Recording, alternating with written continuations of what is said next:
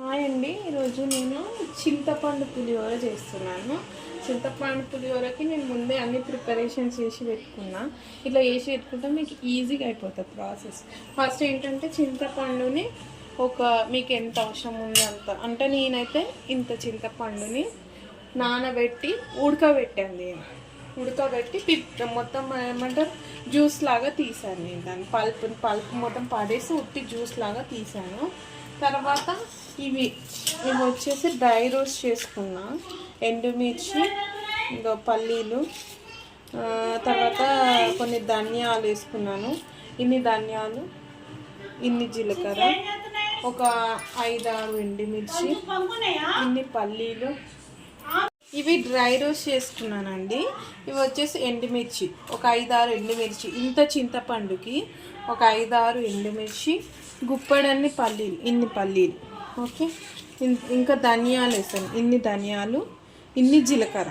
ఇంకా మనకు కావాలంటే 2-3 స్పూన్స్ 1 టేబుల్ స్పూన్ అంత ధనియాలు వేసాను, 1 టేబుల్ స్పూన్ అంత జీలకర్ర వేసాను, ఒక 5-6 మిరియాలు వేసాను. కొంచెం స్పైసీనెస్ కోసమని 5-6 మిరియాలు వేసాను అంతే. ఇందులో మీరు కావాలంటే పల్లీల బదులు నువ్వులు కూడా ఫ్రై చేసుకొని పౌడర్ చేసుకోవచ్చు. కాకపోతే మేము ఇప్పుడైతే ప్రజెంట్ పల్లీలతో చేస్తున్నాం, బాగుంటుంది దీంతో చేసినా కూడా. సో నెక్స్ట్ పోపు. మీకు పోపు అందరికీ తెలుసు కదా.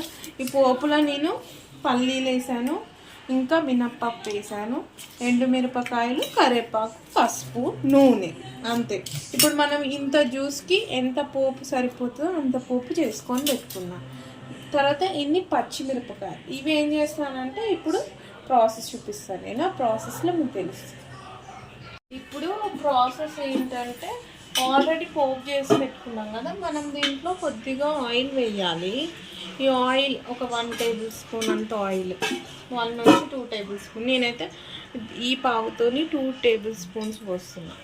ఓకే, తర్వాత ఈ ఆయిల్ వేడి కాక ముందుకే దీంట్లో మనం చింతపండు పేస్ట్ వేసేసుకోవాలి.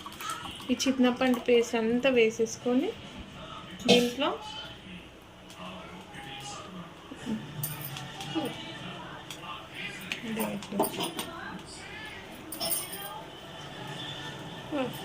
ఈ చింతపండు పేస్ట్లో ఇప్పుడు మనం తొడిమలు తీసుకొని పెట్టుకున్న పచ్చిమిర్చి, ఇవి కూడా ఇందులోనే వేసి ఉడకబెడితే బాగా స్పైసీనెస్ అనేది యాడ్ అవుతుంది.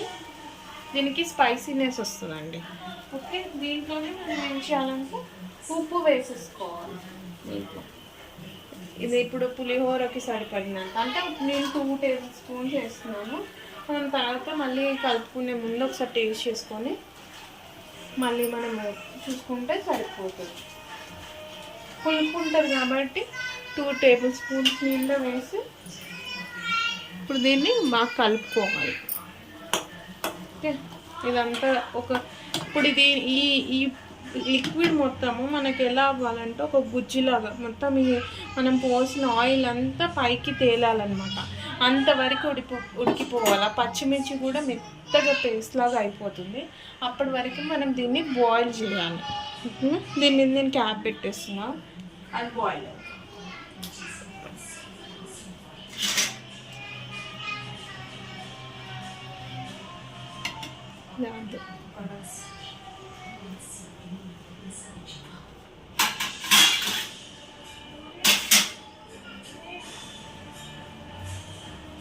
దీన్ని 16 చింతపండులు పచ్చిమిర్చిలు వేసానండి.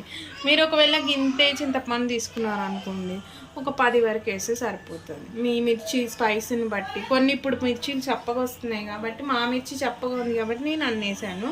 మీది ఎక్కువ స్పైసీ ఉంటే కొంచెం తక్కువ వేసుకోండి, మీ స్పైస్ లెవెల్ని బట్టి. ఇందులో మనం ఇప్పుడు కొంచెం పసుపు వేయాలి. ఇప్పుడు నేను ఇందులో ఆల్రెడీ పోపులో పసుపు వేసేసాను, బట్ మళ్ళీ ఇందులో కూడా మనం పసుపు వేసుకోవాలి.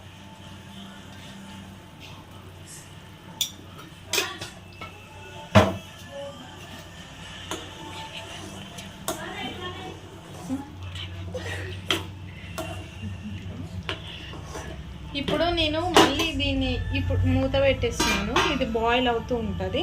అంతలోపు మనం ఇవి ఉన్నాయి కదా, వీటిని గ్రైండ్ చేసి పెట్టుకుందాం. పౌడర్ లాగా గ్రైండ్ చేసి ఆ పౌడర్ని కూడా మనం ఇందులో ఈ పులుసులో వేసి మిక్స్ చేసుకోవాలన్నమాట. నేనైతే ఆ ప్రాసెస్లోనే చేస్తాను. కొంతమంది ఆ పులుసు సపరేట్గా వేసి మళ్ళీ పౌడర్ అన్నంలో వేసి కలుపుతారు. నాకు అది పెద్ద ప్రాసెస్ అనిపిస్తుంది కాబట్టి ఇదే పౌడర్ని ఇందులో వేసేసుకుంటాను. నేను ఇది ఫస్ట్ గ్రైండ్ చేసుకుంటున్నాను. ఇప్పుడు దీన్ని ఒకసారి చూద్దాము. ఇది ఇప్పుడు బాయిల్ అయిపోతుంది. ఇప్పుడు బాయిల్ అవుతుంది కదా, దీంట్లో ఎంత పచ్చిమిర్చి వేసానంటే నేను ఇంత మనం గ్రైండ్ చేసేసుకున్నాం. ఇట్లా పౌడర్ అయిపోయింది. ఈ పౌడర్ని నేను అందులో వేసిస్తాను. ఇప్పుడు కాదు, మనం మొత్తం ఆయిల్ బయటికి వచ్చిన తర్వాత అప్పుడు వేసుకోవాలన్నమాట. ఒకసారి నేను ఇది తీస్తున్నా, బాయిల్ అవుతుంది. ఇది బాగా ఉడుకుతుంది అన్నమాట. ఇంకా బాగా ఉడకాలి. ఈ పచ్చిమిర్చి మొత్తం మెత్తగా అయిపోవాలి. చింతపండు పులుసులో మనకి చాలా టైం పడుతుంది ఇది అవ్వడానికి, దగ్గరికి రావాలి. ఎంత దగ్గరకు వస్తే మీకు అన్ని రోజులు నిలవ ఉంటుంది ఇది. ఒకవేళ మీరు వాటర్ అలాగే ఉంచేసుకున్నారనుకోండి, తొందర పాడైపోతుంది. ఇది ఇప్పుడు ఇంత దగ్గరకు అయ్యింది. ఇది పచ్చిమిర్చి కూడా మెత్తగా అవ్వడానికి వస్తుంది, కానీ ఇంకా నూనె పైకి రాలేదు. ఇది ఇంకా కొంచెం దగ్గరికి రావాలి. ఇప్పటికి మనకు ఒక 10 minutes అవుతుంది. ఇది ఉడకబట్టి చిన్న మంట మీద పెట్టుకోండి, సిమ్లో పెట్టుకోండి. హైలో పెట్టుకుంటే మాడిపోతుంది. సిమ్లో పెట్టుకొని ఒక 10 minutes ఉడకబెట్టాలి. చూడండి, ఇది చింతపండు పులిహోర పులుసు రెడీ అయిపోయిందనమాట. సో దీన్ని మనం ఇప్పుడు మనం అన్నం రెడీగా ఉంటే ఆల్రెడీ మాది అన్నం కూడా రెడీగా ఉంది. సో కలిపేసుకొని తినేస్తాం అనమాట. సో అన్నం రెడీగా ఉండి ఇన్స్టెంట్గా కలిపేసుకొని తినేటట్టు చేసుకోవచ్చు అనమాట. ఇది 15 days వరకు నిల్వ ఉంటుందండి. 15 days వరకు మనం ఫ్రిడ్జ్లో పెట్టుకోనన్నా వాడుకోవచ్చు, లేదా బయట పెట్టుకోనన్నా వాడుకోవచ్చు. కాకపోతే మీరు పులుపుకి ఉప్పు కరెక్ట్గా వేసుకోవాలి. అప్పుడే ఇది బూజు పట్టకుండా ఉంటుంది. లేకపోతే 1, 2, 3, 4, 5 days అవ్వాక బూజు పట్టేస్తుంది ఇది.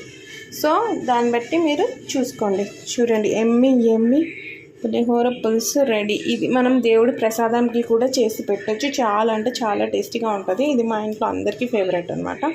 సో ట్రై చేసి చూడండి.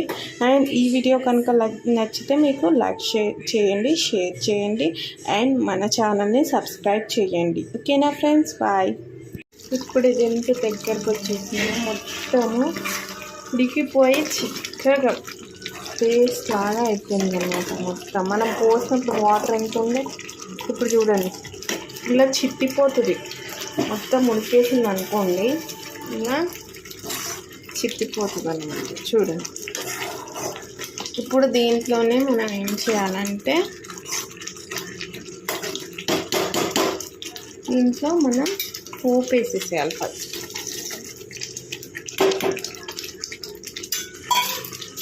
పోపు వేసేసుకొని కలిపేయాలి పోపుని.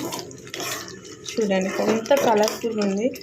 ఇప్పుడు ఇందులో పౌడర్ వేయాలి. మనకి మొత్తం ఒకటేసారి వేయకూడదు, పౌడర్ అనేది చూసుకొని వేయాలి. నాకు పౌడర్ ఎక్కువ అనిపిస్తుంది కాబట్టి నేను కొంచెం తక్కువ వేస్తున్నాను. ఇది బాగా కలిపేసుకోవాలి.